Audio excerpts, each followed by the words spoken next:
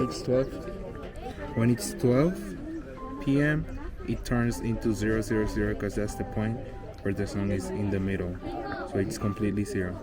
And now it says 004 because of that. But when it's 12, it's gonna be 000 coordinates. Right there. Yep. Elevation 8,000 feet. Yep. Wow. Yeah, I was surprised that it says that. See? It's not there. Baby, look, lunch. Lunch is here. Oh, no. Lunch. That's what we're gonna eat tonight. Today at lunch. Huh? Lunch. The big one. I want. Sí. That's a pato. No one that Right there? Sí. Se puede comer. Cuando come la langosta.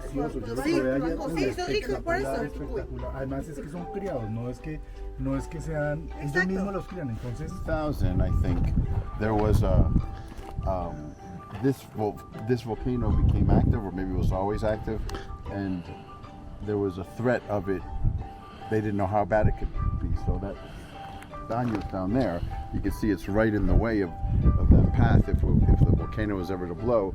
So they had obligated all of the people living here to empty the city completely. It was a ghost town for I think a couple of years or 18 months, and then eventually the people insisted and just broke custody and went back to the city. But here you can see there's brown paths of the lava flow over there and over there.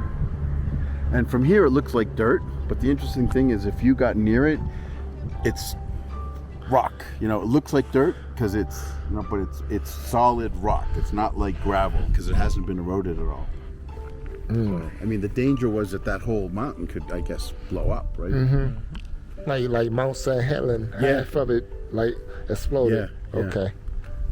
Wow.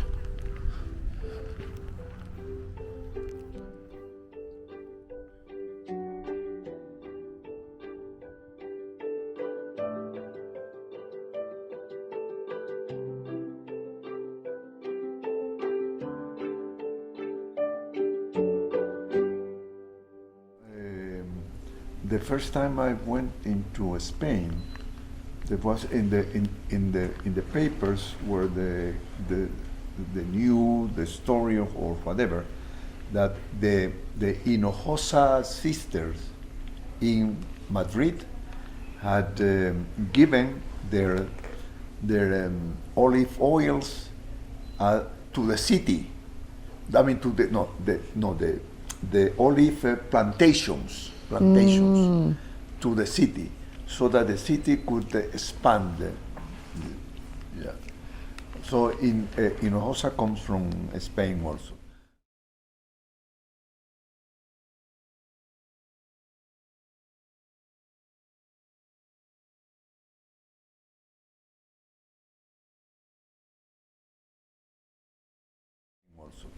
Rengel, I think, also comes from Spain, and actually these people, I don't know if they went down from North Ecuador to the south or came up from Peru, because there was a lot of the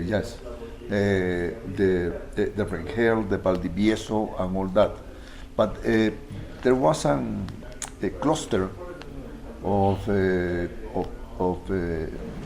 farmers and people that wanted to develop the agriculture in Macará and Loja, and there were good, and at that time, I mean, it's very close to Peru, so probably this first people were coming from Peru up into Ecuador. Yeah. And there was a moment in that Colombia came into what Ecuador is now, and there were two generals, Simón Bolívar in Ecuador, and there was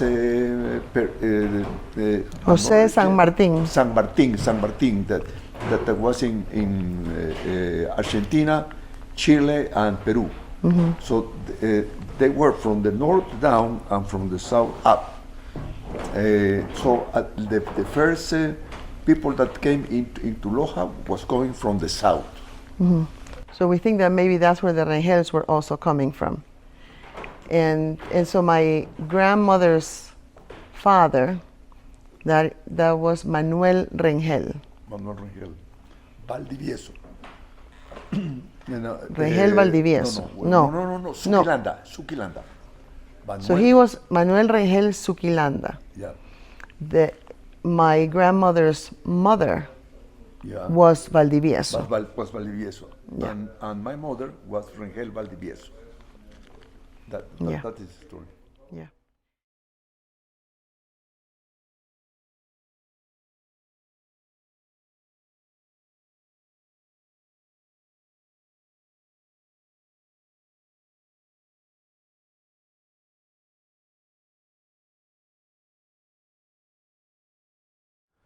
Ahora busca en Google Suquilanda a ver si hay algo.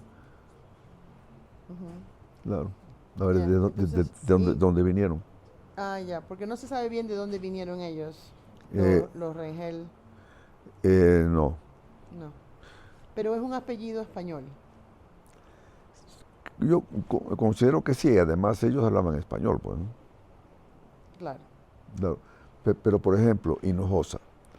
Hinojosa, ¿de dónde vienen los Hinojosa para acá? Vienen del Perú, vienen de Lima para acá. Cómo llegan a Lima, no está claro.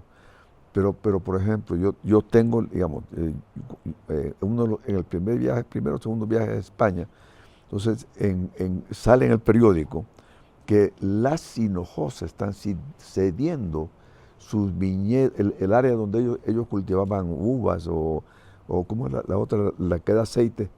Olivas. Olivas a la ciudad, para que la ciudad se amplíe. ¿No? Entonces eran a los olivares de las Hinojosa. ¿No? Entonces, digamos, Hinojosa vinieron de España. O sea, eso es un apellido español. Ahí no hay vueltas que darle, ¿no? Entonces, ahora Rengel, lo único que tenemos es, digamos, lo que a lo mejor rescatamos de la novela, pero no sabemos exactamente de dónde llegaron. Sí, pero entonces él creció en Macará. Ya él creció en Macará. Y de ahí se casa con la mamá de la abuelita. Claro. ¿Y cómo se llamaba? Que no nos acordamos cómo se llamaba. ¿Y cómo se llamaba? Ese es un punto. Ese es un punto. Pero es Valdivieso. Valdivieso. Y entonces ellos dos tienen 2 hijos, Bertita y Jorge. Y Jorge Hugo. Jorge Hugo. Sí, que ellos son hermanos de padre y de madre. Padre y madre. Pero además, el papá de Manuel Rengel tiene otros hijos también. Otros hijos. Sí. ¿Cuántos hijos más tú piensas? Conocido, o sea que yo he conocido 2 más, Enrique y Eduardo. Pero una vez cuando yo estaba en Guayaquil, todavía, o sea, un muchachón, apareció uno que había estado escondido casualmente en las tierras de Loja, y apareció que también reclamaba, o sea, él decía que era hijo del abuelo. No me acuerdo el nombre de él, y después se perdió. As I grew up, we continue discovering new brothers and sisters from my mother, you know, Right. because my granddaddy, the guy who was in Macará, he was a ladies man, you know. So he had different families. Yes, So they're half yes. brothers and sisters. Yes, Yeah, yes. half brothers yes, and sisters. yes. Right. Now, Eduardo Ludeña was a son of Manuel Rengel, but he didn't. Ludeña, but Ludeña was his mother's last name. He was a lawyer in Quito. He had a nice house in a nice neighborhood. He was doing well. He went into politics And at some time, I remember seeing him. I was a boy, you know, a small boy in primary school, wearing a military outfit, and apparently he was like a lawyer for a branch of the armed forces, you know. And then something he didn't like wasn't liked by the government in charge at that moment. So he was sent to as a political prisoner to a special prison in Galapagos. Wow. I don't remember how long he was there, but probably he went a year or so. And then he came back, you know, without any problem. Probably enjoying, you know, the island. According to this, it was terrible. I mean, the islands are fantastic. So according to this, that penal colony, and there might be different ones, but they were practically tortured because there was someone who was in charge of that penal colony who was using the people in jail as slave labor. Yeah. And he was torturing them and mistreating them. Supposedly, it was terrible. That's well, why at that time, it was possible to do that. When he came back, did he reintroduce himself to politics, or what did he do after? No, he continued his professional life as a lawyer. Yeah, he had good relationships, and he was a politician. You know, so just finished his stay there until his vacation, and then came back. Yeah, so it sounds like most of your grandfather's children, so in other words, your mother's brothers and sisters did pretty well. They did pretty well in life, right? Some did pretty well. Others were not that lucky. One of them was sick. You know, he had some kind of a mind sickness, you know. Mental illness? So he had attacks, how you say, when you have an attack, shock. Epilepsy? Like epilepsy, something like that. I don't remember what it was. You have like fits or something? Yeah. Then one was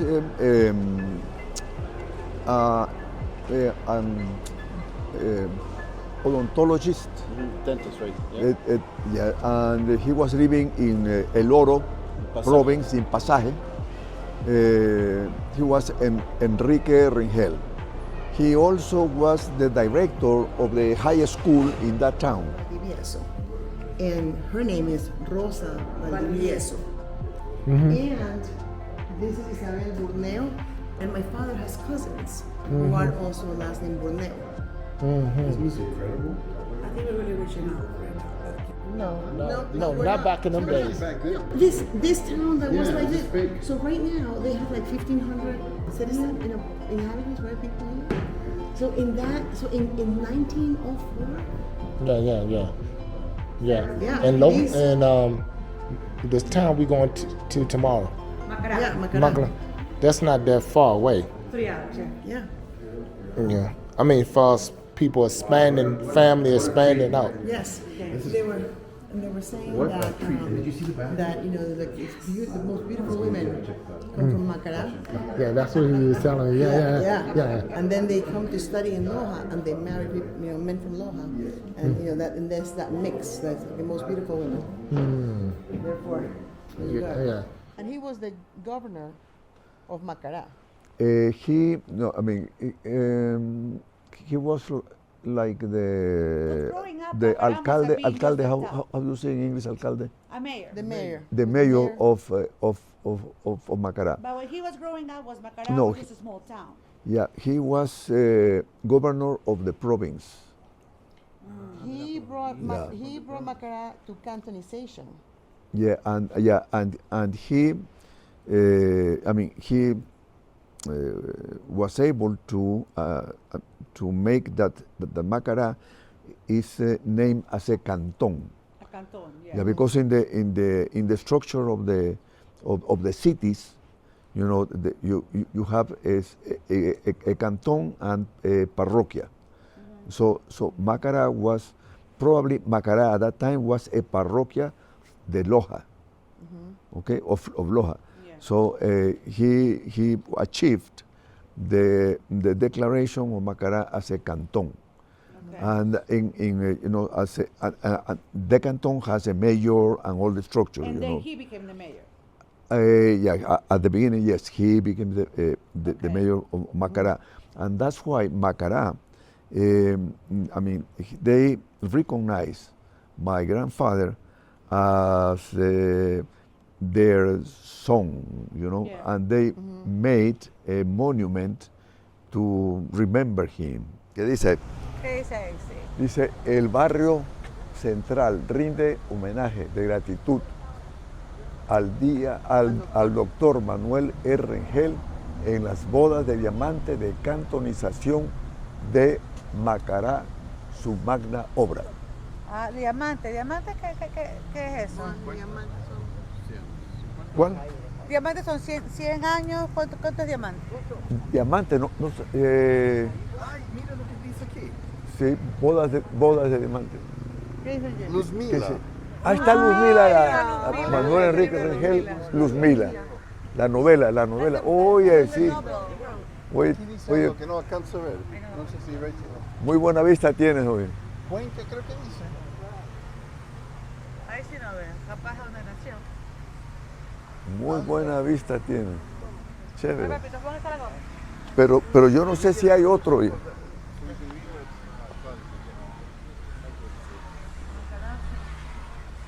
Esta es otra. Y acá creo que no hay nada en estos dos.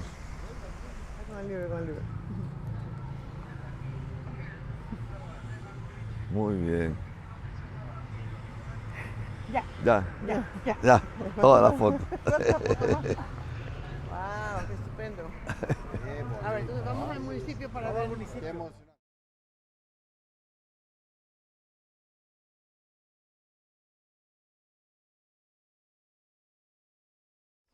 So there are Rengel Valdivieso, and then, I have several uncles, but some of the, only Jorge and Berta for sure are brothers from the same father and the same mother. So both are Rengel Valdivieso. Now, Jorge is already gone, but the two were We're full siblings. yes. Yes. And there came other Rengels that my grandfather got to know in Cuenca, or maybe in Cuenca or to the coast. So that there is Enrique, and then came Eduardo, and other. Yeah. But they were not that close to. They were not very close. No, all the Rengels were. They understood the last name, So when they got to meet, they were able to develop a relationship, and they felt like brothers. Brothers and sisters, yeah. The weight of the figure of the personality of my grandfather was very strong, Yeah. So they really respected that, even though they knew that they were coming from different mothers, Yeah. Because He was a very special man. Yeah. Yeah, because my grandmother always talked about him. For a very long time I thought that he was a physician, because my grandmother used to talk about him, as a doctor, and how he would heal people and help people with medical problems, but he was a lawyer. Your grandfather. Yeah, he was a lawyer. Yeah. But my grandmother would always tell stories about how he would cure people and help people with different ailments, because he was such a knowledgeable man. So for a long time I thought that he was a physician, but he was actually an attorney. But he was like a doctor in law. At that time, the natural medicine was very developed. My mother was an expert on the different herbs and plants and everything, you know. And they could, she could heal some sickness that with different herbs and Like home remedies. Yeah. things like that, you know. Yeah. Which probably at that moment that was the only way known, you know. Yeah. So, but medicine was very elementary indeed, you know. Yeah. That's true. And then I met Enrique was also an uncle to me. Eduardo.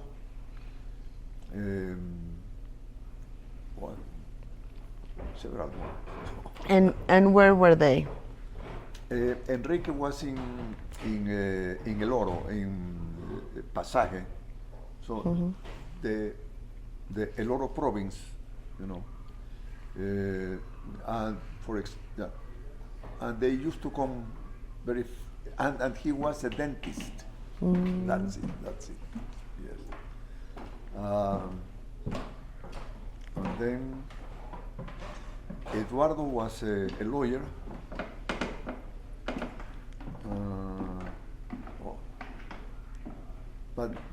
And I remember that we were in Guayaquil, and a suspected brother of my mother appeared, who was kind of lost in the south part of the country.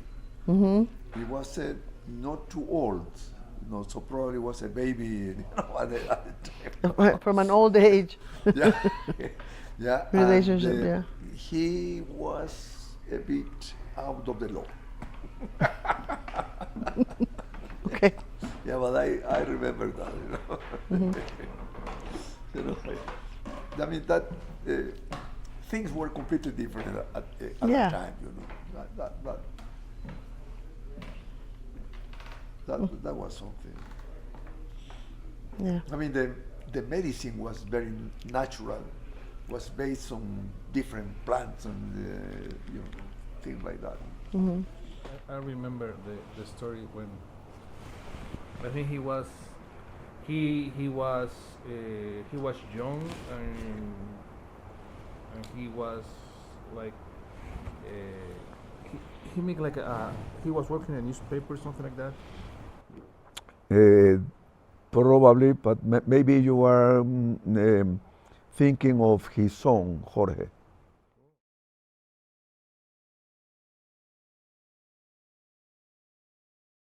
Because Jorge, he was writing, he wrote he had a column, a regular column, in the newspapers of Guayaquil and other cities, where he talked from different subjects, you know, maybe politics, maybe history, maybe society, maybe the need of change and all that, you know. So he was really a very intelligent, powerful lawman. So he was in between two dictatorships, she became the head of the Ecuadorian Congress, And that is in charge of reviewing the whole country's constitution.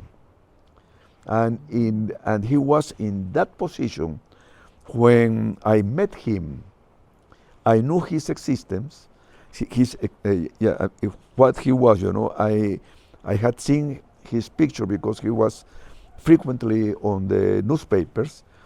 And once I was flying to Quito, and fortunately, in the first flight from Guayaquil to Quito, I get in very early into the plane, and I see a face, and I could recognize him. At that time, we haven't met yet. So I saw my uncle. I walk there and I sit beside him, and I greet him, Dr. Rengel, nice seeing you. I am your nephew. And then he started talking to me, and we had a nice conversation to Quito. Okay. So I explained him that I was going to do some processes in the Ministry of Industry, you know, because at that time I was already working with Jabonería Nacional. So when we arrived together in Quito, black Mercedes-Benz was waiting for him. And so I was going to say him goodbye, you know. He said, no, come with me. And we continue talking during that place. He ordered the driver to take him to the Congress. And then he said goodbye, and he ordered the driver to take me into the Ministry of Industry. So that was, you know, my meeting with him. He achieved a very high you know, position in Ecuador. No, so he went a bit higher, you know, and he had a big study, a lawyer office in Quito with one of his sons. And as I have mentioned to you, I mean, he were head of the Congress several times, and when I met him, he was the head of the Congress that was reviewing the whole constitution and laws at that time, you know, which I think it was after the military dictatorship. So he was the more developed member of the family, you know, and he was a very good writer, and he had a column in El Universo, which is a newspaper from Guayaquil, one of the good ones in the country, and that column was really good. And one of his songs made up a collection, you know, and apparently I had a collection in Santo Domingo because they arrived here. So I mean, that's the feeling. I mean, they were real. He was a good guy, but he knew that he was good, you know. Yeah. I mean, in knowledge. Yeah. You know. How old were you? Hmm? How old were you? Probably 36, something like that. 35, probably, you know. Yeah. What? No, but the grandfather, he also had a life in politics. Right, I mean, he became the mayor of Macará. Yes, then yes. He became the governor of Loja. The governor of Loja, yes, and he was very active in the, you know, in the analysis of the laws that were written at that time, and in the change of those laws. Most of the members of the family were kind of intellectuals, you know. There are a good number of lawyers, I mean good lawyers. There are a good number of physicians, no, or maybe dentists, you know, which is a branch of the medical school, you know. So they were all professional. They like to study. They like, you know, to improve themselves, you know, and they like to do something for the town, for the people, for the friends, you know. They were not egoista. Selfish. Huh? Selfish. They were not selfish, you know. No, they like to serve, you know, the community, to help the community, not because they were there, you know, because they were members of the community, you know. So the republic was consolidating, you know, but during that time there was no any conflict with Peru, for example, you know. Okay. But so it was possible to go on consolidating the different areas. But they were not, you know, in agreement on how to run the country. There was a big difference between Sierra and Costa. Quito, of course, was the capital. Cuenca was, you know, a city very cultural, rising on. Loja, pues, was, you know, the neighbor to Peru, and that was something very important at that time. And Guayaquil was always the Commerce. the door of the commerce, because everything was coming in Because it was the main through port of the country. Guayaquil, you know, to the Puerto de Guayaquil. I mean, the port of Ecuador was Guayaquil at that time.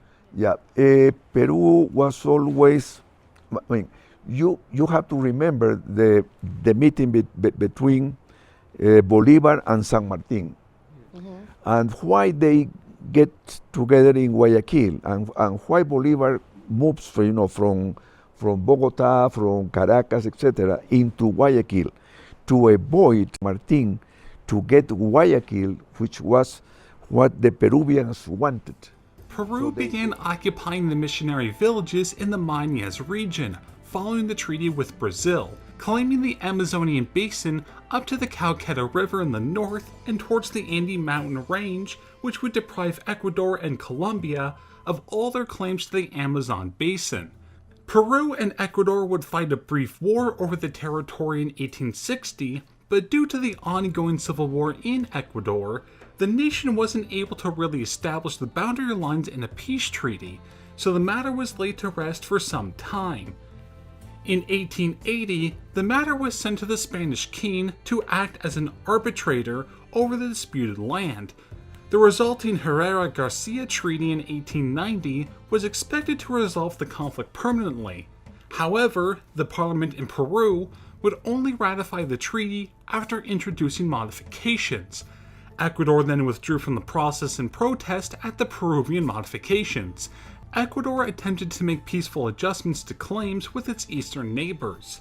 An agreement between the nation and Colombia granted the latter rights to the Potomac River in exchange for recognizing the equatorial rights to the rest of the Amazonian territory. So they really wanted to take Guayaquil into Peru, and so he arrived to Guayaquil, and he received to San Martin and said, I mean, you are welcome here into our country. Okay, so he closed that door.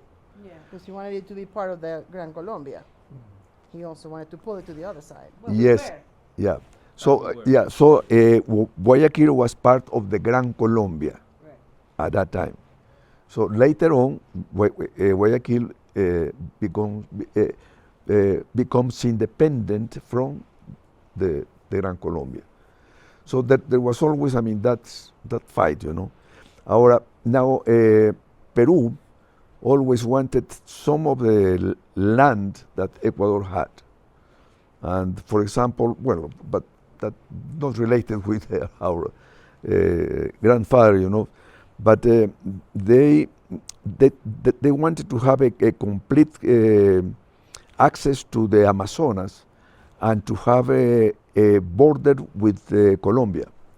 And unfortunately, at that time, the Ecuadorian president did not give the importance of going into the jungle, into the Oriente, you know, in that, and develop it, as we saw today that they are doing it, you know.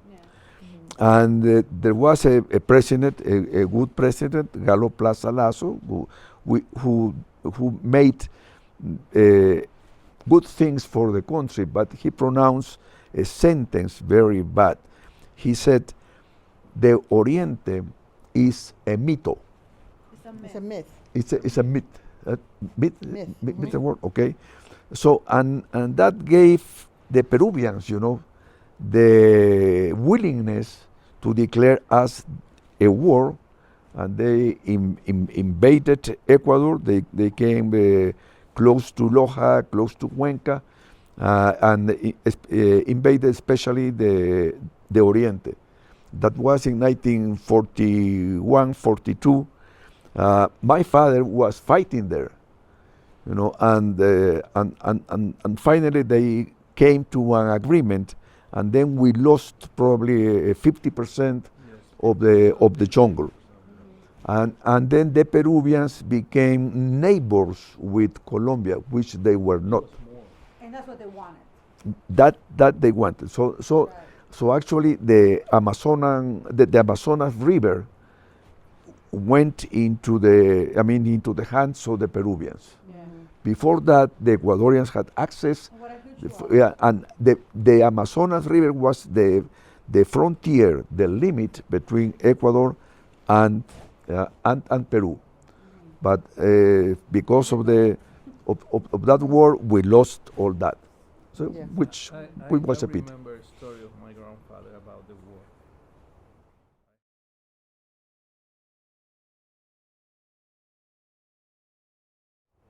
I have already romanticized, but I remember that my grandfather told me that he was escaping from the Peruvians. Yeah. Yeah, he was escaping, and I don't know, it was the memories are weird, but he even go to like Bangladesh, and he was like hiding in the Bangladesh, and was like, and the Peruvians all over him. He was hiding, and I think like a family giving her shelter for some days. That was cool. That was a cool story. I think it was like no more than 10 years. Because Abuelo Lorenzo, Yeah, well, he really fought. And he fought and he got lost, Yeah. right? Yes, absolutely. Yeah. He got lost. I mean, Yeah, maybe it was part of the well, story. I mean, That was if we move into the Abuelo Lorenzo, unfortunately, he was not. He didn't have the opportunity to go into a university and all that, you know. But he was an extremely intelligent guy, and extremely soldier, very good soldier. And since he didn't go into the officers' school in Quito, the Eloy Alfaro school, he was sent to Panama to be trained as an army officer. And then after he returned from Panama, he was given the degree of subteniente, and then a teniente, captain. I don't know how the. So he was a And captain. and he ascended to mayor, and now as a mayor he was in charge of the battalion that were had the control in Guayaquil, and he played an extremely good role when people from Manabí came into Guayaquil to destroy the city. Yeah. They vandalized in Guayaquil. They started with the fires in the different stores and got into there and stole everything they could and everything. Yeah, there was a mass of people moving through the city, right? And, yes. and the army was not moving, and he was the one. So it was people from Manabí who were doing that? The people that came from Manabí. I always thought it was a jail that had been opened or something like that. People escaped from a jail. What? People, alguien se había escapado de la cárcel. There was a conflict with some people in the army in Manabí, but yes, they got people out of the jails in Manabí and brought these people to Guayaquil. That night, My father left a soldier with a machine gun in the terrace of our home, and he was in charge of stopping them, and apparently, I mean, they were stopped, and they were buried. It was a massacre, yeah. I mean, but he saved The city. the city. Well, yeah, I mean, like that. I mean, my Yeah. mom has the story of leaving that us as regular citizen, and then just hiding themselves, putting mattresses all over the windows and stuff, because they had to hide, and everybody just went in, and things just happened outside, and then everything was cleaned. Yeah, but I also hear the story of how they clean it. About where the fire Yeah, with hoses, with hoses. because they had to clean the blood firefighters all over the with hoses streets. cleaning all the streets. And I read a book a long time ago about that issue called Cross Over the River. It's about this. Yeah, it's about Because they threw the bodies in the river. Is Yep. that, Oh yeah. Okay. Okay. Yeah. Oh, they threw the bodies in the river. yeah. Crosses on the river. Cruces sobre el agua. Yeah. Yeah, but I'm not sure if that is related to that action. This is another That's movie. for maybe. another massacre. Oh, okay. No, I am not sure, but yes, that there was a massacre, but I understand that was another one before, Another one before, okay. yeah, but Yeah. we may investigate that. Yeah. So, but your father, his family came from Panama. Yeah, from that- Panama and from Peru. So From Peru. I think they went from Panama to Peru, from Peru to here. But the grandfather, where was he born? He was born in Ecuador. Yes, of course, In yes. where? Huh? In In Guayaquil, Ah, yes, Guayaquil, yes, ah. yes. Guayaco.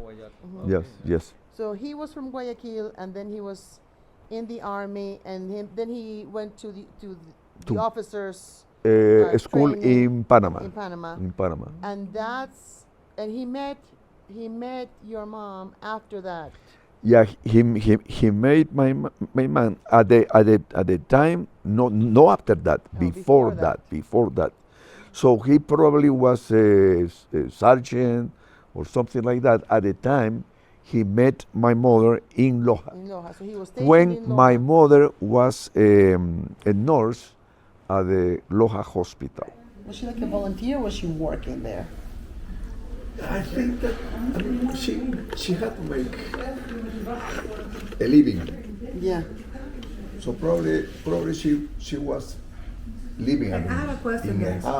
or having a house with some relatives, but in the hospital, she had food, she had probably an more salary, something, and she was learning, and Yeah. doing something for the people. Yeah. Yeah. So they took her in Yeah. and raised her. And they moved into Loja. Yeah.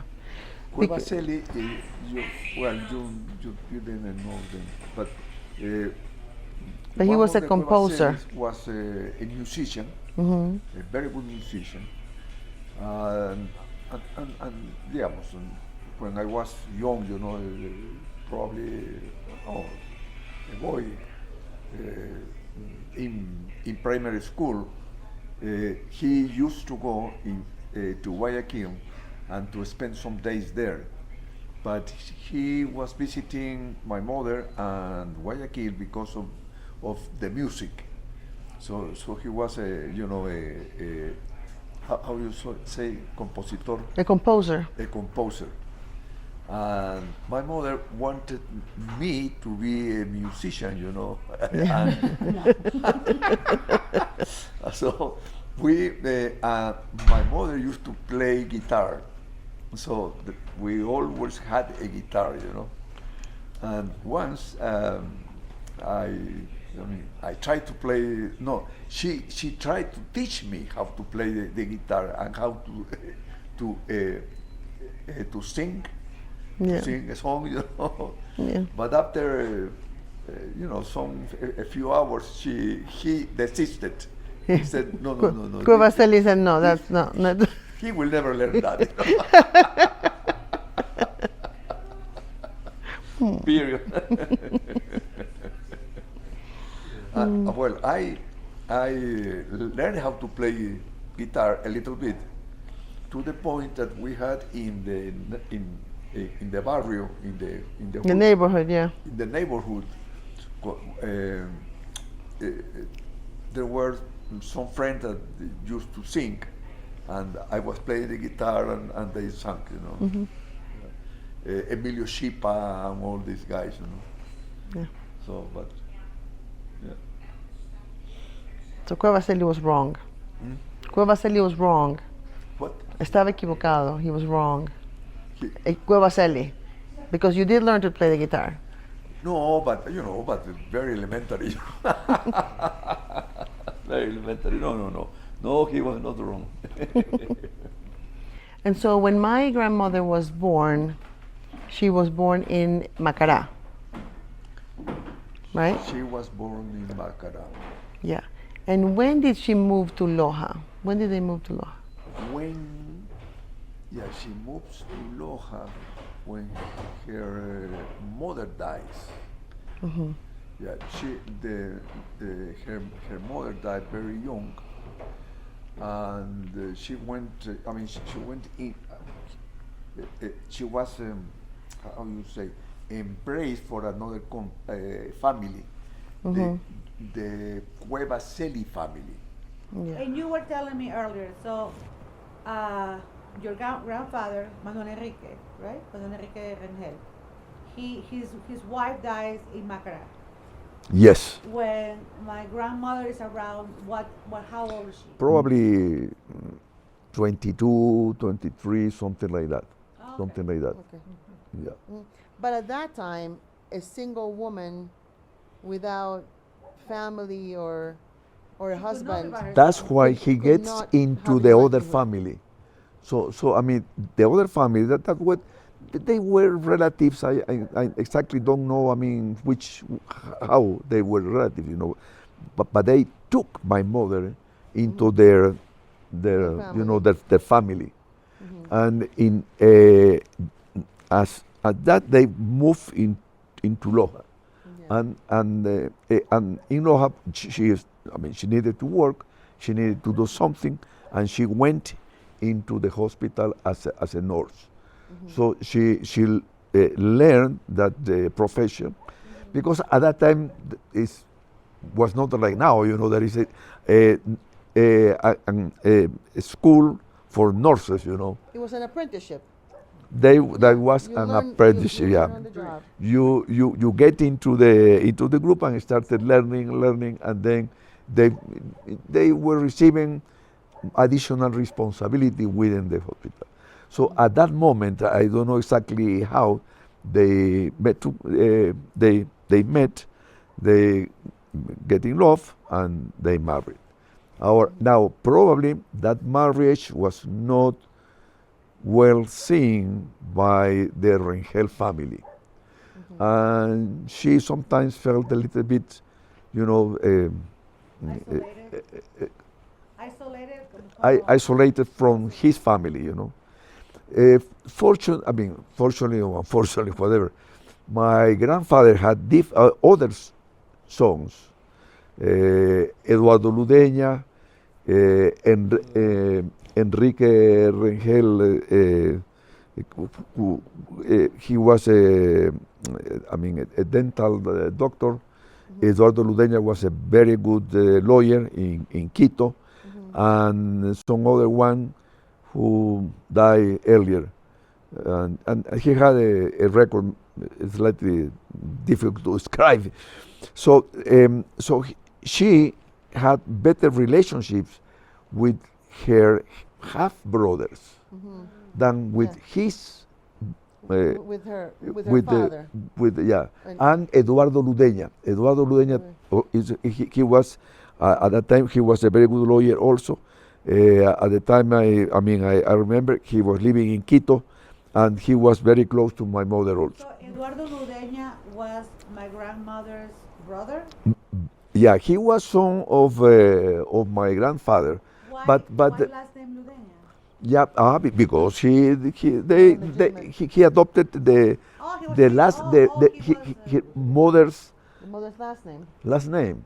Oh, he was Yeah. that type of son. Okay. Yeah. Yeah. So her marriage was not well seen because she came from, it was almost like an aristocracy, like it was like a well-to-do family from Macará, and my grandfather, he was a sergeant at the time. Yeah. So Yeah. there was So there was that difference in a difference there, in a class. social class difference, difference, social yeah. difference. Yeah. And was always the racial part as well, because the racial part as well, because the Rengeles Yes, were yeah. white. Yeah, my father was my color, perhaps a little more darker, Yeah, you know, darker and, skin. yeah, he was born, in the north. So yeah, there was a racial thing also, you know. And What so else? they got married in Loja. Yes. Yeah. And then they started moving as my father was moved by the army. Yes. So they Yes. move a lot. So the first move was to Cuenca. Yeah. And I remember a story about my grandmother traveling by donkey, like over the mountains, to get to Cuenca. Oh yes. Of course. At that time they were not traveling in bus or cars. Yeah. You know, they were traveling on horses or, mulas. Yeah. You know, Mules, and mules Yeah. and things like that. Well, she had another brother, Enrique, who went to live in El Oro, in a small town called Pasaje, close to Machala. He was a dentist. And within that, that city, he had a nice role. He was the director of the high school there. Being a dentist, and he was the dentist of the town, and things like that. Yeah, but the relationship with Jorge was not fluid at that time, So I felt very grateful, and that's why I approached my uncle, that way, and he did it really well, But the relationship with his family was never, Welcoming. working well. So I remember Eduardo Ludeña. We remember we I used going to visit them all we the used to time. visit them. They visit us. That's so nice, Enrique Rengel, the dentist, but Jorge Rengel was, he was a superior, Yeah, and his family, I met them, they were my cousins. We visited each other, Nella had very good relationships with them, but there There was a distance. yeah, Yeah. they are different. Yeah. You send your nets into the floor of the ocean, and then Yeah. You would drag it. You would drag drag it. them, drag it. and then you get the shrimp. So it was a very nice experience. We also went into the specifications for fish exports, and I went to Manta, to teach the guys that were exporting fish how to meet the regulations of United States. So it was it was really a good thing. So doing all these things, I finished chemical engineering. Well, there was a political situation in Ecuador and especially in Guayaquil. So we start to work under the directions of the Department of State, the U.S. Department of State, and also there was somewhere some influence from Russia.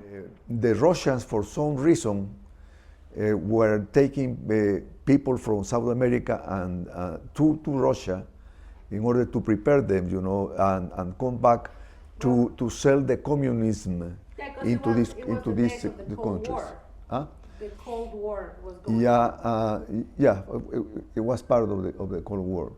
So here in the and that, I mean, that antagonism started at the university level, you know. In high school is not affected by that. And at the time I was going to school here, I was doing chemical engineering. But in all the faculties, there were two groups. One that's called Democratic group and one Russian group. And the American embassy got in touch with the student leaders and helped them to make campaigns for helping the students, but with the democratic ideas coming from the U.S. So I remember I was invited to the group, and we had meetings in Wodkah and 9 de Octubre, which is the center of a very central place in Guayaquil. In a back office of a nice bookstore, you know. It was a very good bookstore. So we live like a mystery life, you know.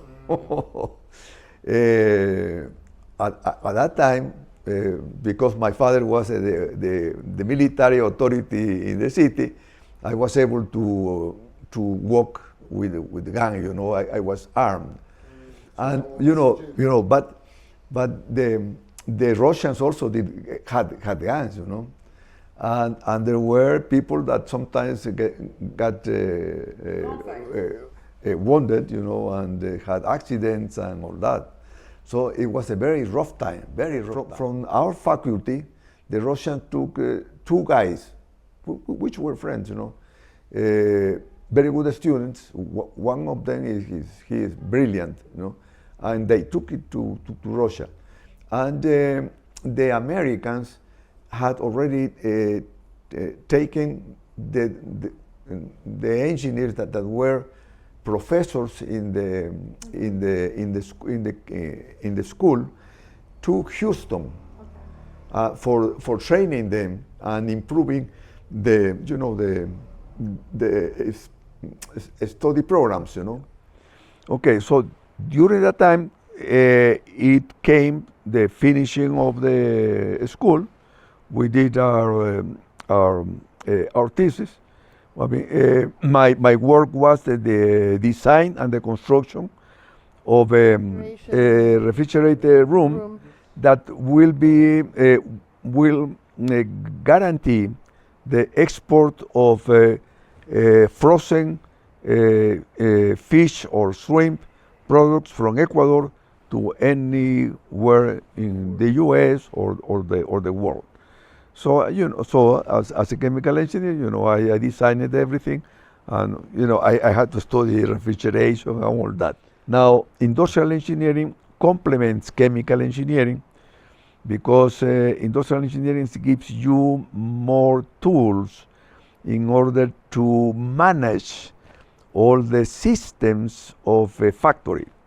So you have to learn from finance to accounting to computer science and all the things in order to be able to handle the factory where you have your chemical processes control in a chemical sense, you know, in order to comply with the quality standards of the market you are serving. I mean, to retrieve all the requirements that the U.S. government had to the Ecuadorian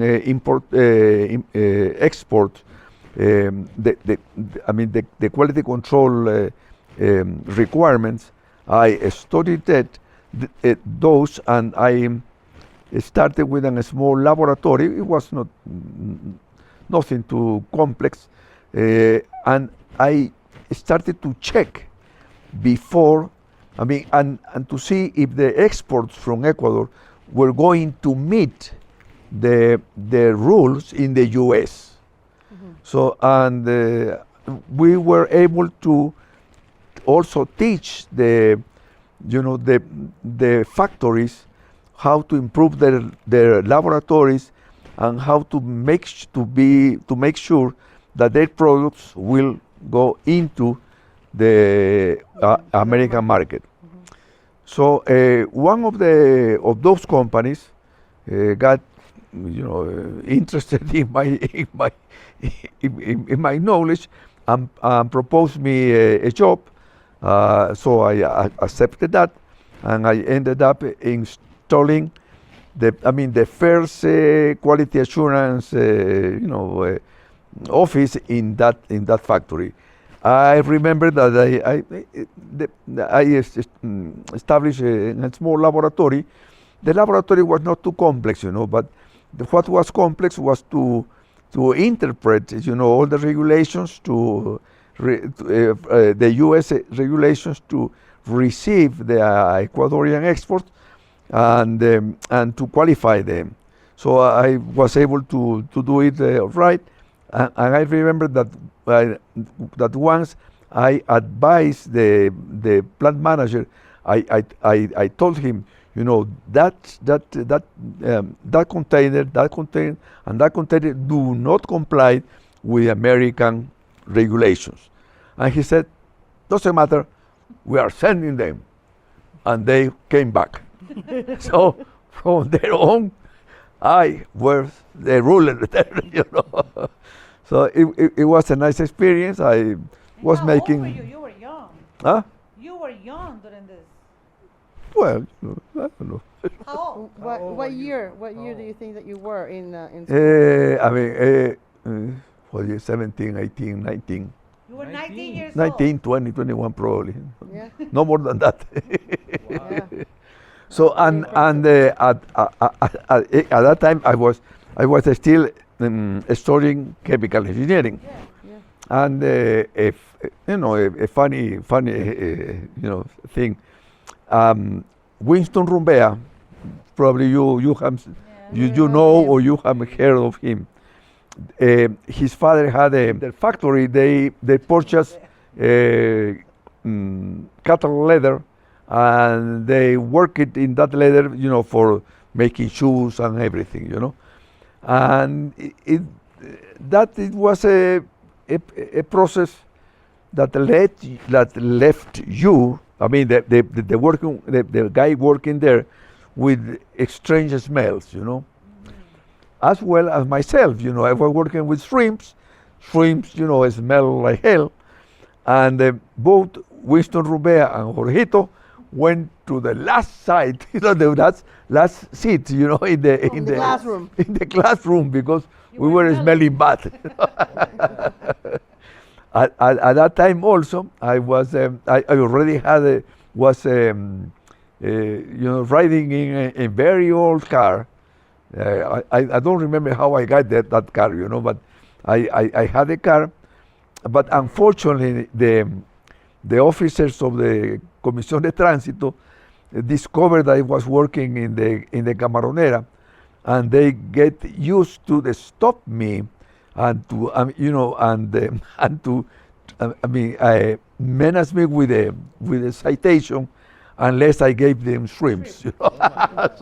So those were funny things, But we did two good things. One, we were able to guarantee that all the exports going from that shrimp factory went into the U.S. and were accepted. So we established a very good routine. The manager of that factory was a young American, and he said, you know, whatever Hinojosa says, that you have to do. So it was really good for the shrimp industry. At that time, there were not shrimp farms. Who were fishing shrimps were a fleet, a big fleet of Portuguese. So the Portuguese were the owners of a big boat fleet specialized in fishing shrimps. The fishing of shrimps is called, you know, what you call pesca de arrastre. I don't know how to say in English, but they would drag it. Yeah. You were telling us how you love to read all the time, and you read everything that came your way. Yeah. Well, fortunately, I think that was one of my pleasures. And my father had an extremely good book selection and reviews selection at house. So I was able to take any book, you know, maybe political book, maybe a science book, whatever it was. And I also was able to read magazines or reviews that were related with the army, and they were in Spanish and in English, and they were provided to the Ecuadorian army by the Americans. So my father had them in his bookshelf, and I was able to read that. For example, something that I made an effort to understand was how the Second World War was finished with the 2 atomic bombs in Japan, you know, and so I was able to read probably things that was not usual for youngsters at that age, you know. How old were you when you were reading that? Maybe 16. I went to La Salle School even in Quito, but I didn't go to the nice La Salle School in Quito because it was too expensive. My family couldn't afford that, so I went to a La Salle School in a neighborhood called Ciudadela Las Americas. So it was a small school, but with the same principles of the La Salle members, you know. Yeah. So it was a good experience. I'm sure that it was not equal to the main La Salle school, but I think it contributed a lot to my formation. Fortunately, I think I get the best of it. Yeah. And then from Quito, then when your father moved to Guayaquil, the whole family moved to Guayaquil, right? And then you went to La Salle also. Yeah. In Guayaquil. Well, actually, my father moved first to El Oro, and we went to Pasaje, and fortunately again, my uncle Enrique Rengel, who was a dental doctor, was also the director of the high school in El Pasaje. That was a technical high school, so I was So I could finish my primary school there. It was a nice experience. I mean, it was absolutely new to me. You could choose between mechanics and carpentry. I didn't feel well in mechanics, so I went into carpentry, and it was really nice. I learned, you know, all the academic curriculum that we had to learn, but I also learned how to build things with wood, you know, with my hands. So it was a nice experience, and that gave me the opportunity to gain 1 year. So because my father was moved from Pasaje to Guayaquil, and I finished my year in the technical Bolivar school in Guayaquil in carpentry. I had finished the primary school with the Christian Brothers in Quito. Then I did my first secondary year in the technical school in Pasaje, half, and the other half in Guayaquil. I studied many subjects that helped me to give me the ability of establishing systems in order to control either production, either quality, either efficiency. I mean, the efficiency of the lines that were of the processes that you need in order to make the transformations, you know, from the raw material into finished product. So at the end of the day, I mean, you really walk out with a lot of knowledge, very useful knowledge, if you know to use it properly, you know.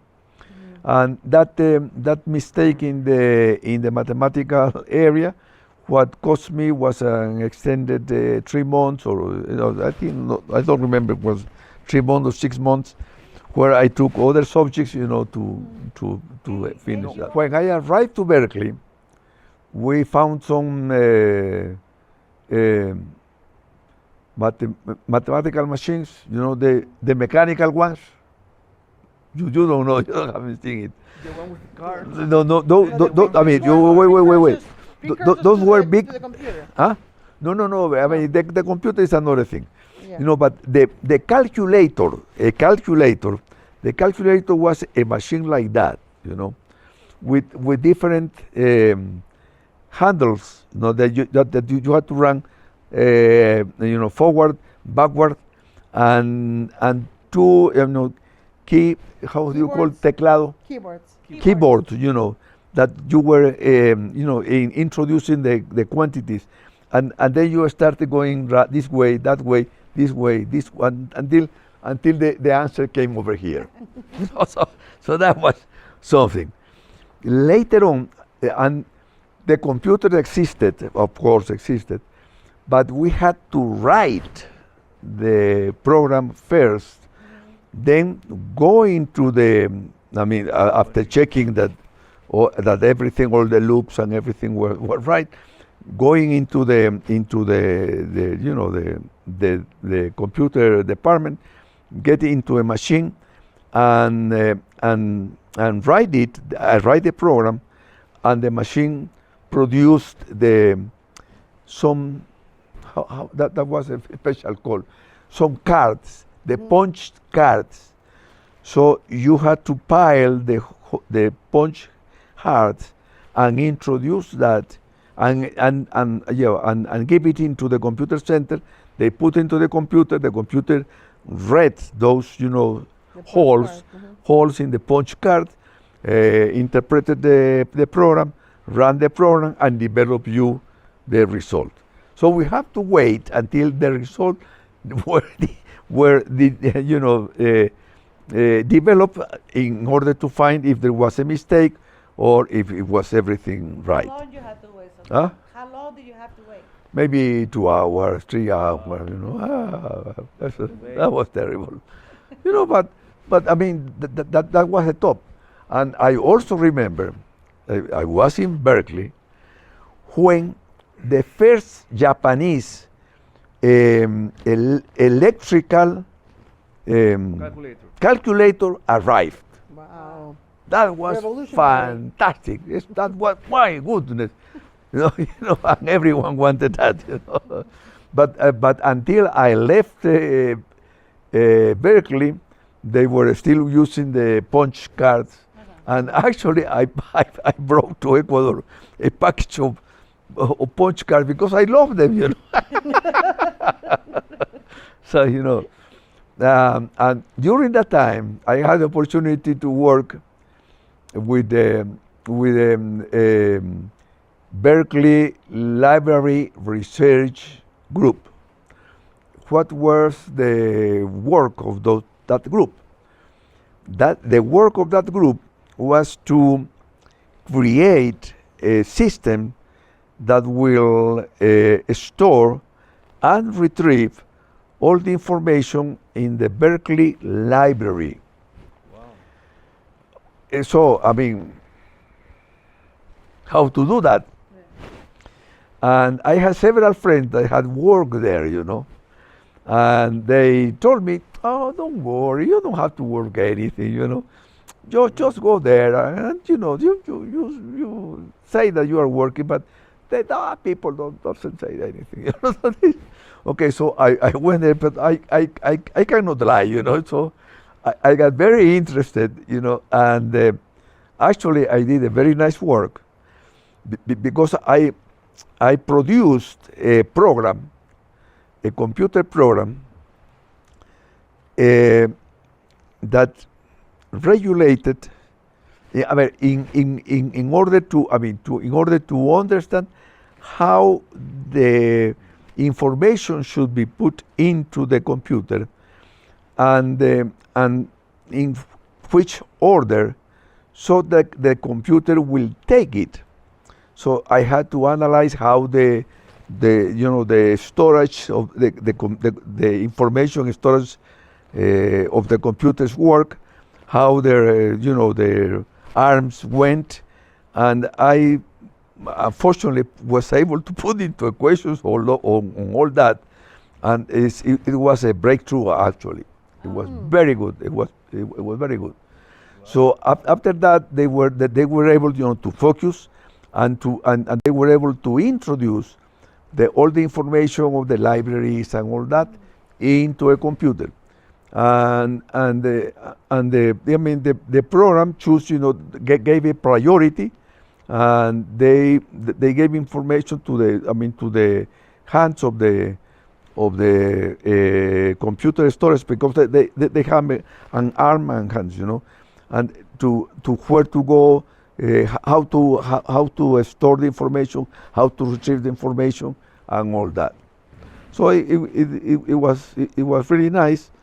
Actually, after I came back, I received a letter from Berkeley, saying, "Thank you for your work with us, and you gave us, the way to finish the project." So it was good. It was good.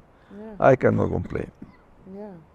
Now, I didn't mention it, but my chemical engineering work here in Ecuador was the design of a refrigeration container for the exportation of bananas. Oh yeah, oh yes, it was well done. Huh? That was your thesis. That was my thesis. Yes, yes. And I got the best. The qualification of the best thesis on that. Yeah. So.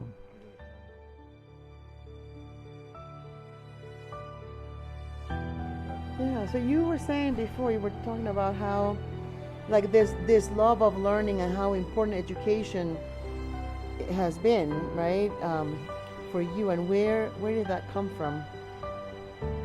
When you're thinking about like how you were raised, right, like the values of your parents, right, your mom and your dad, and how did they instill that in you, that love of learning, or the importance of education? I mean, My mother was a very, she had a very good education. She was clear in what was important for us, for their sons. She was very clear about the importance of education. And what she gave to us was, that love for learning and working for something with a meaning, So that's what we try to do, But of course, his expressions were in terms of love and family and everything. But when you hear that, and then you face your professional life, you have to take those learnings and to put it here, in your professional life. And then it's when you get some success and some tears. Yeah, because that was. Yeah. Yeah, she was a very loving mother. Yeah, absolutely. Very devoted. Absolutely. Thank you. Absolutely. Absolutely. And I have a remorse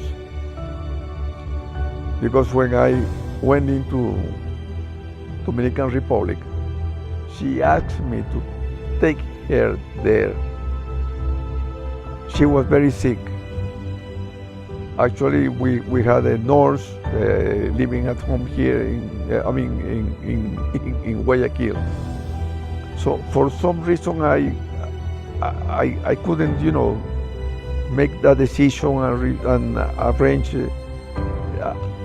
But I should have taken her into Dominican Republic with a nurse or with something, because she asked me.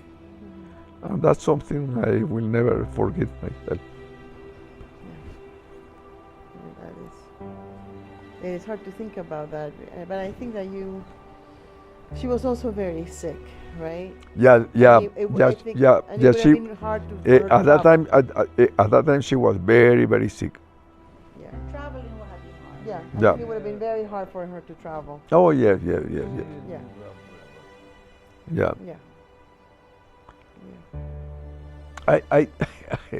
I took my father there. Yes. Yeah. And that was funny, because he was in good shape, he was like a military. But funny things. We were traveling to a beach resort, So we stopped into an eating place, and there was seco de chivo,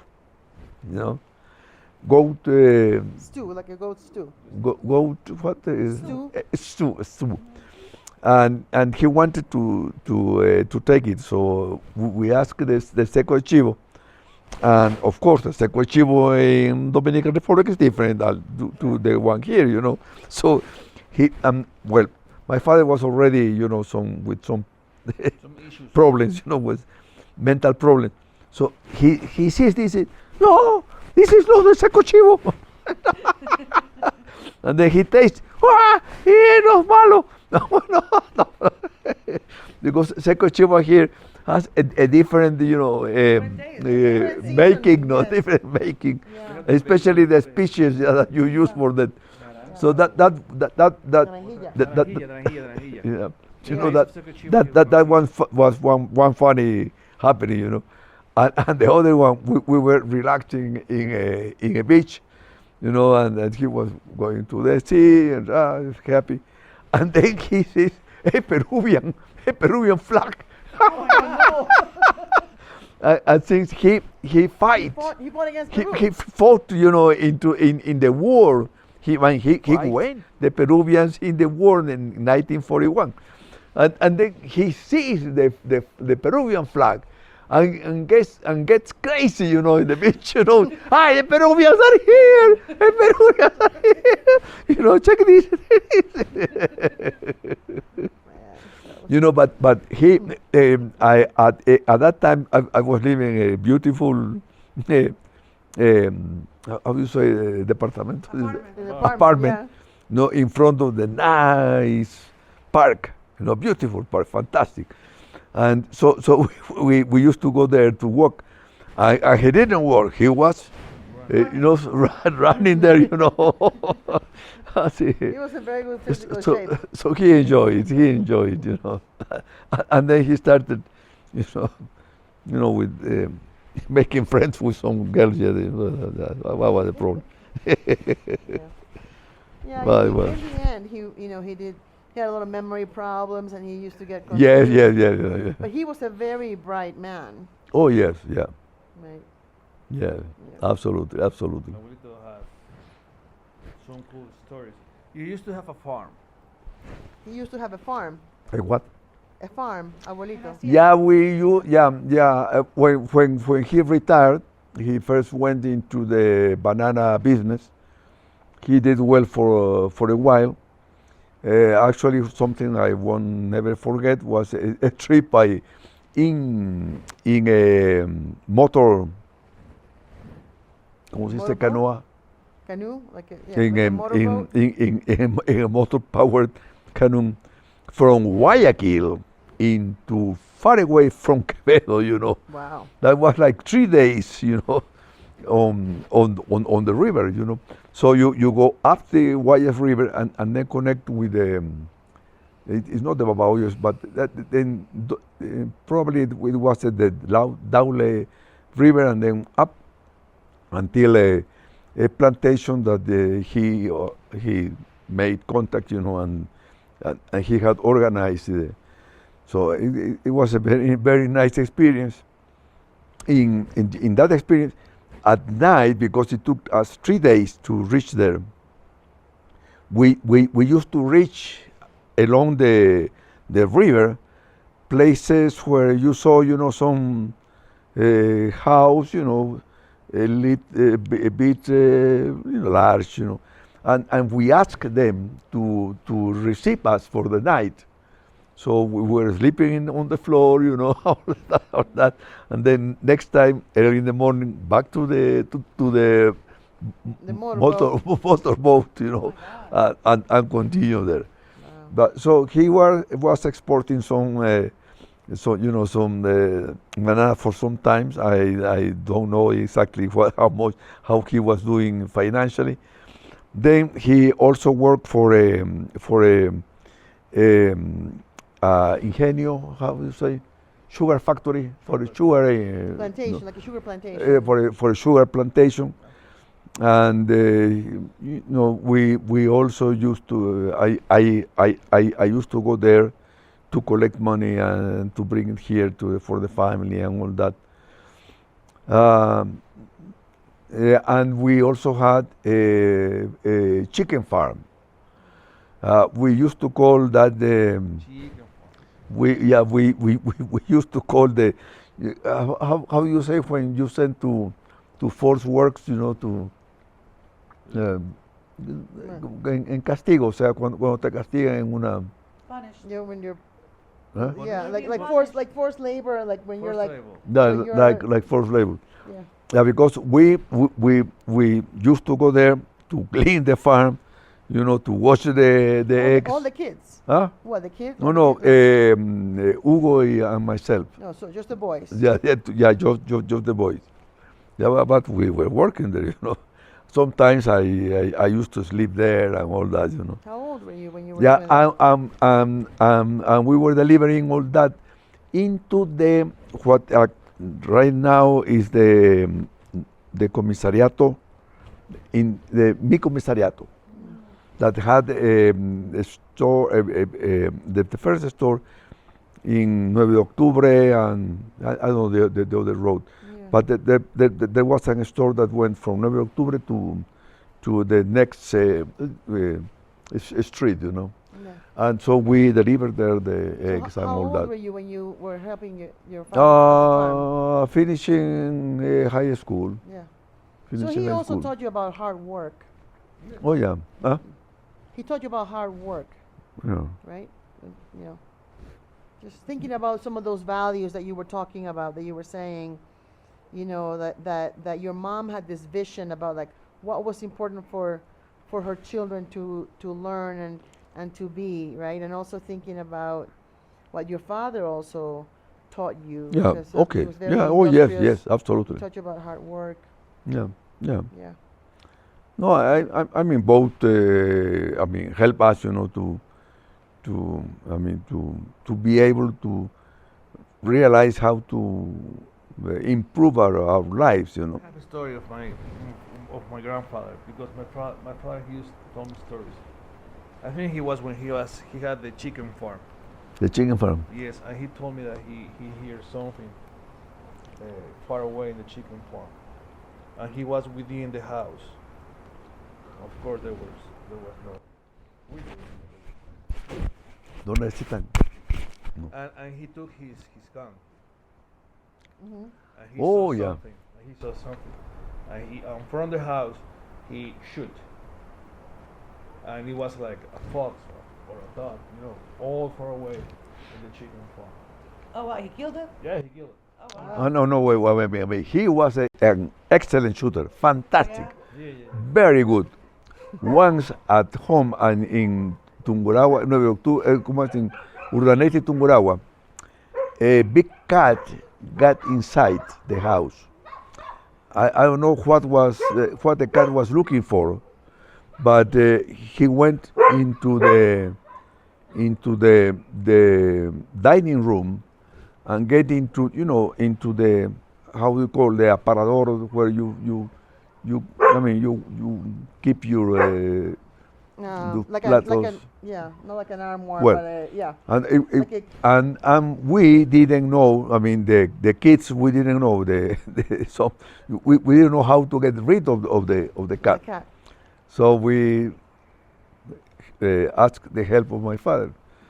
He saw the cat. He went back to the bedroom, took his gun. Boom! Cat out. That was it. Okay. Period. Because when we used to visit our grandfather, he had some shelters. I remember has many shelters in his apartment. I was maybe 10. Yeah, and I took his gun. Yeah, he has another gun over Yeah, he did. Yeah, he did. there. He used to have a gun. You know, he used to have guns. Yeah, he was. Yeah. And he said, "Hey, don't touch that." Don't touch that. Oh, that's cool. I always remember the grenade. The grenade from the Ecuadorian Peruvian War. Oh You yeah. always had in your drawer. Yeah. Yeah. The grenade that he threw, it didn't explode, so he went to pick it up, and he took it back with him. That was a cool story. Yeah. Yeah. Yeah. What I remember about my grandfather is he was I mean, he was retired. He had, and he used to live in this apartment, and he had a business. And I remember him always wanting to learn more. Yes. Yeah. He was studying French, and then he was like he was always Try to learn always something learning something new. Yeah. Yeah, that's a really great quality that he had. That's true. But I mean, the lesson I think that we may learn from that is that sometimes we do not give our fathers the support they deserve. So I think that maybe during that I could have done a little bit more, for him. I remember he because he moved to live somewhere else, so I used to go to visit him and all that. We went riding, in the city, and he told me that he had received a proposal to design a security system for a bank. And he gave me his big ideas, so his main idea, gross ideas. And I didn't behave well. And I told him that, he already had worked a lot, that maybe he didn't have the the strength, and you know, to engage in another project like that, you know, because it was a bank. So he understood how the security should work, and he had some ideas that maybe it would have worked, you know. And so I feel myself bad because I influenced in he desisting. I mean, he didn't went into that business, you know. Okay. So I think that we got to be very careful on that, you know. But I mean, he was a hard worker. He had very good experience. He was a brave guy. Absolutely, absolutely. Yeah, I remember he was always like so aware of the politics, and like he would write letters. Yeah. Write letters to the president and like, make suggestions, and they would respond. Yeah. Like they would really like respond to him, and It was very good. yeah.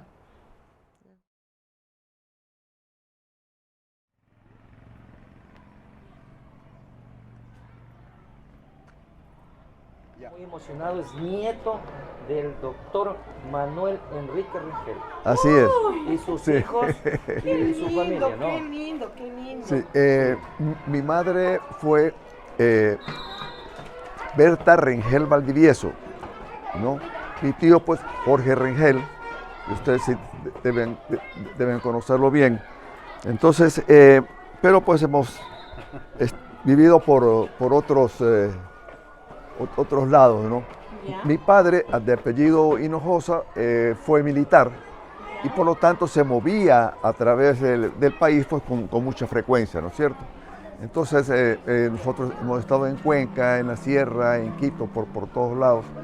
Y ella es mi hija, mi yerno, ¿no? mi hija acá, mi yerno, ¿no? Y ellos viven, o sea, mis hijos, bueno, los cuatro viven en Estados Unidos. Y hasta ayer estuvo un hijo mío que vive en República Dominicana, sino que él ya no tuvo tiempo, ¿no? Para venir. Entonces, para la familia ha sido pues fantástico el tener la oportunidad de ver la estatua del abuelo, ver la ciudad donde él, digamos que logró su cantonización y la ciudad que más amó él, y conocerlos a ustedes, pues muy bien. Y le tenemos tantito, le digo ahí, todo bien programado.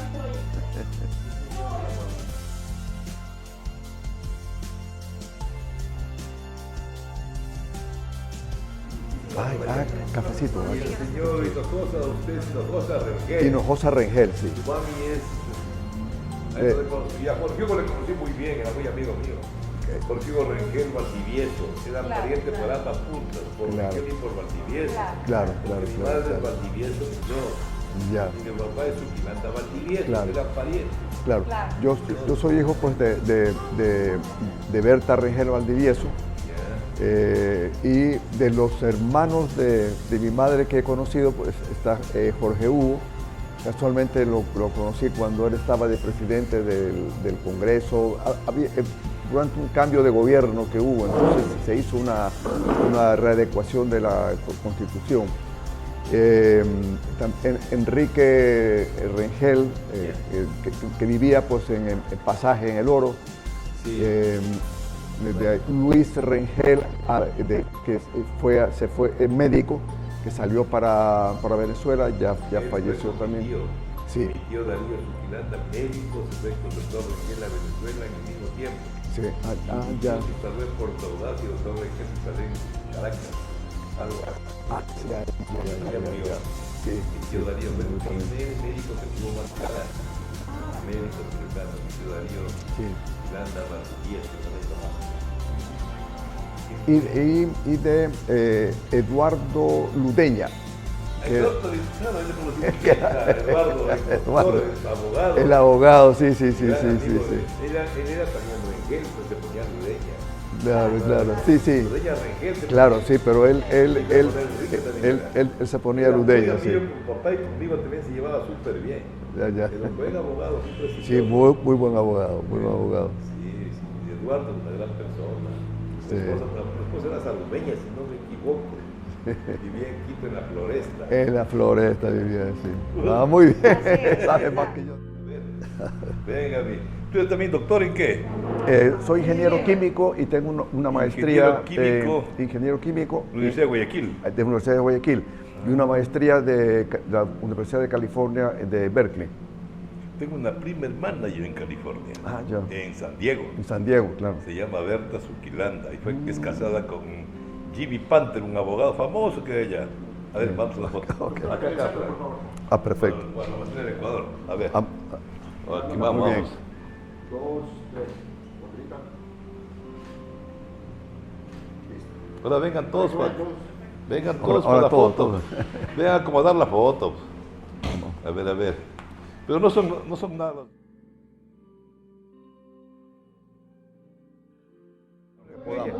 Perfecto. Muy bien, de acuerdo. Entonces, por aquí se baja. Ya le Listo, doctor. Un placer inmenso. Un honor conocerlo. Siempre a la orden. Por aquí nos tienen también a las órdenes. Esperamos en Boston. Me mando por ahí. Mucho gusto. Ya acabo de verlo. Gracias. Vamos.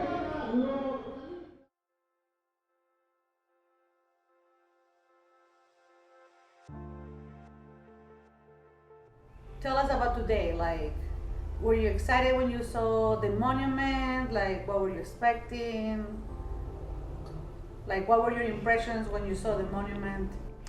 Well, actually, in the literature I was able to read before, coming here, before having the idea of, of making a family trip to here.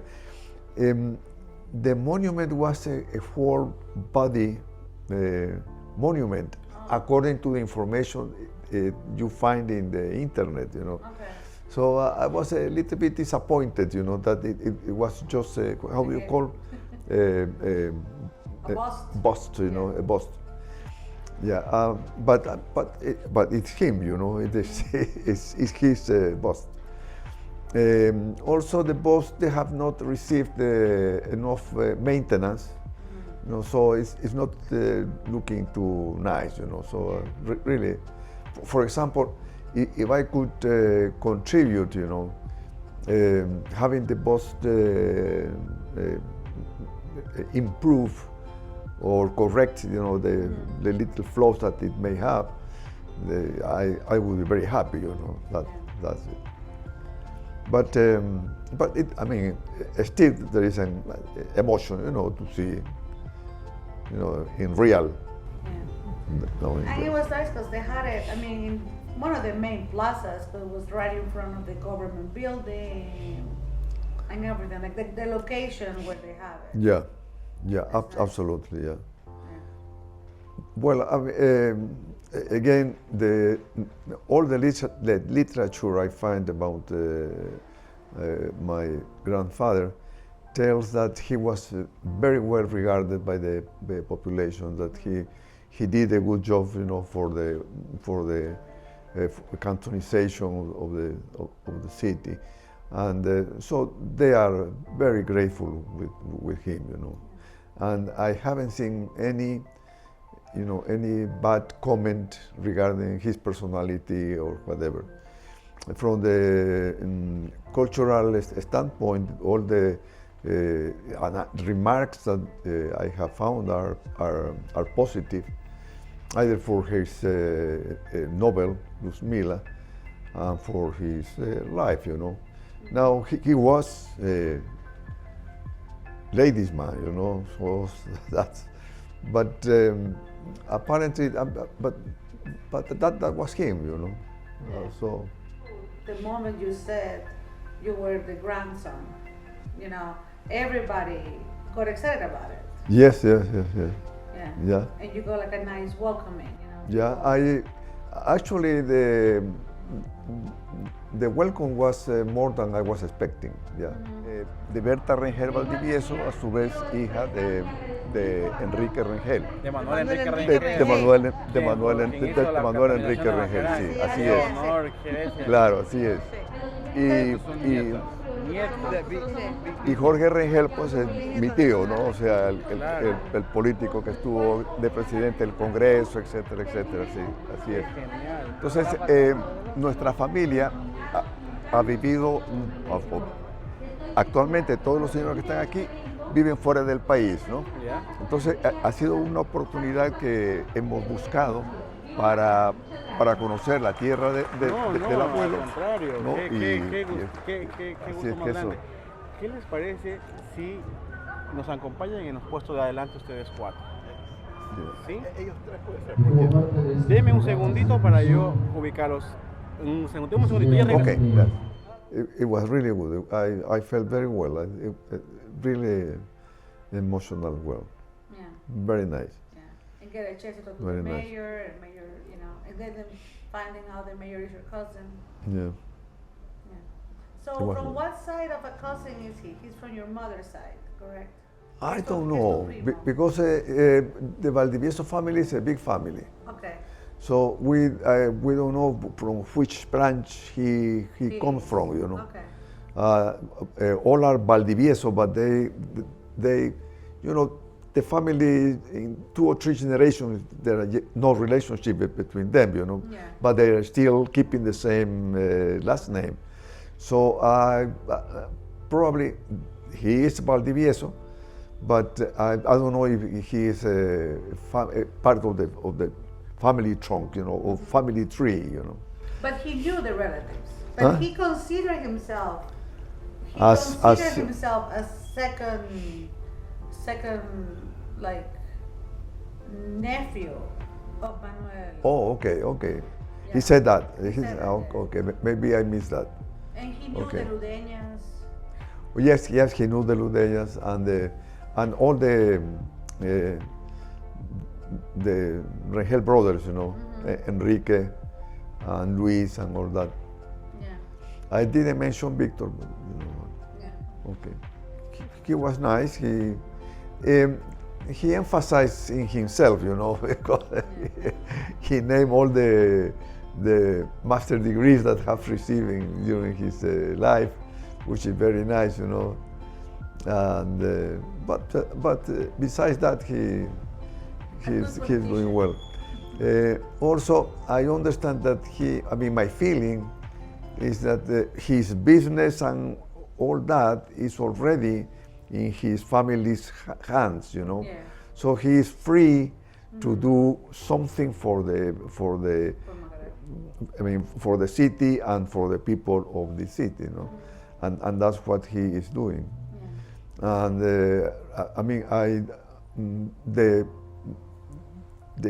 having a program that